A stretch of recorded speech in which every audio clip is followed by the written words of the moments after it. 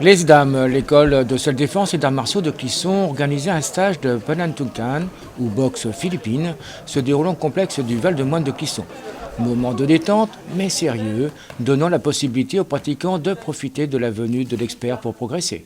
Les Dames organisent pour la 5e année consécutive à Clisson un stage de boxe philippine avec notre ami et professeur Stéphane Pour, qui est basé sur Paris. Donc pendant tout le week-end, on travaille la boxe philippine, le Panuntukan. Et quel est l'intérêt pour les gens des Dames ?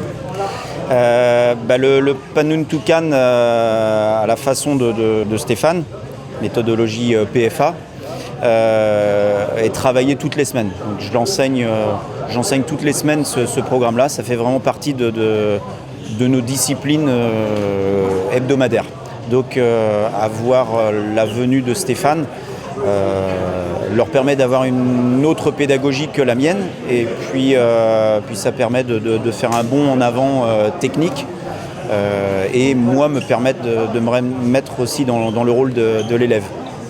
Panantukan ou boxe philippine, un sport certes, mais avant tout un art martial.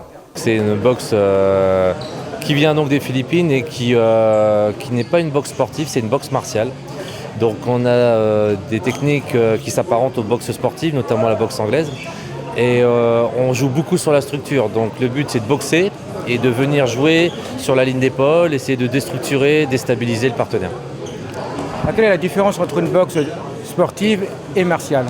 Alors la boxe sportive, on va chercher à déjà ne pas être KO, ce qui est le même cas pour les boxes martiales, sauf que les points on s'en fiche. Donc en gros, on va toujours chercher à aller vers l'avant, mettre de la pression vers l'avant, alors qu'en boxe sportive, on met une série de frappes et on repart, on recule pour ne pas perdre de points.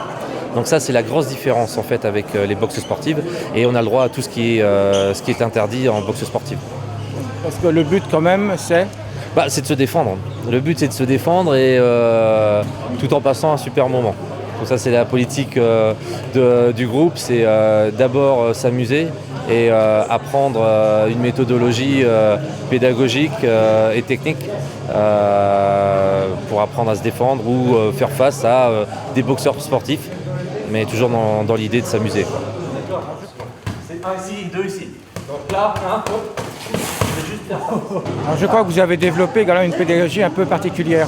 Oui, la boxe philippine connue au niveau mondial sous divers noms. Donc nous, on a utilisé le terme Panuntukan.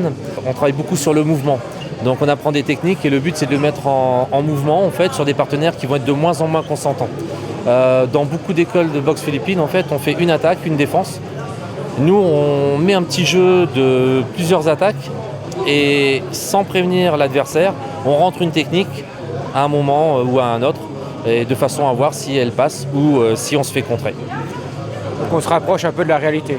On essaye de se rapprocher de la réalité et surtout on se rapproche de l'échec pour aller vers le succès. Amicalement quand même. Amicalement, toujours. Toujours. On faisait ça. D'accord ? Ce stage fut un moment de partage amical autour des arts martiaux, mais également dans un but de progresser, tant en technique martiale qu'en renforcement mental. Si vous êtes attiré par cet art ancestral, n'hésitez pas à rencontrer les Dames de Clisson. Les cours se déroulent salle Jacques Prévert à Clisson. Quand on a l'habitude de faire plaisir aux partenaires, on a tendance... Voilà, bon, c'est pas